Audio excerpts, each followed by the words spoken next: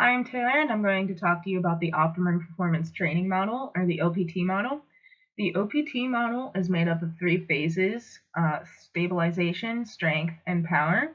And from here, each phase can be subcategorized as stabilization endurance for stabilization, strength endurance, hypertrophy, and max strength for strength, and power and max power for power phase.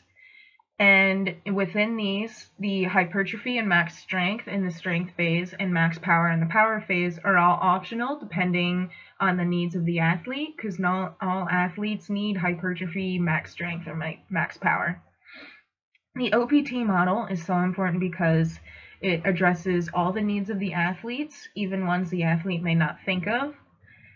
Planned progression designed to decrease the risk of injury and increase performance for any athlete as long as it's tailored to their sport.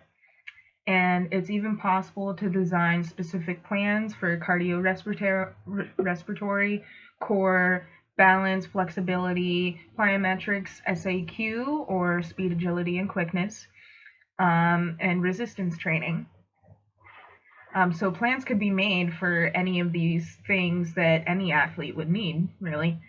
And these reasons show the importance and usefulness of the OPT model because it can be used pre-season, during season, and post-season to pinpoint areas the athlete needs to progress in, because needs in pre-season could be different than the main season or post-season.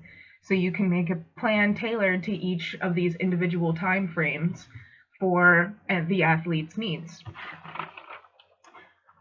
Pros of the OPT model would include a decreased risk of injury because the body is more balanced, developing the body to be stronger and more balanced, like I said, that's what helps decrease the risk of injury. And it includes all training aspects needed in order to become an elite athlete. Cons would really, in my opinion, only be that it's more time consuming because rather than just going for the area of the specific goal and pinpointing exercises and training programs on that, it's more of like a full body. But in my opinion, the pros outweigh the cons here. And some of you might be asking, why not just focus on what you want to gain?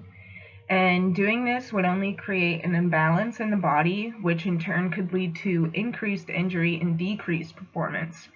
And a common thing we see in athletes that only train what they feel is necessary is reciprocal inhibition, which is when a tight agonist muscle, or the main muscle for that movement, decreases the neural drive of the antagonist muscle, or the muscle opposite of that. And this is very commonly seen with athletes that have tight hip flexors and they have a reciprocally inhibited glute, which causes low back pain and sometimes even hamstring strains. So that is my reasoning for using the OPT model, because again, I can't stress enough the increased performance and decreased risk of injury and just an overall balance in the body. And I believe it could make any athlete a better performer at following it pre, during, and post-season.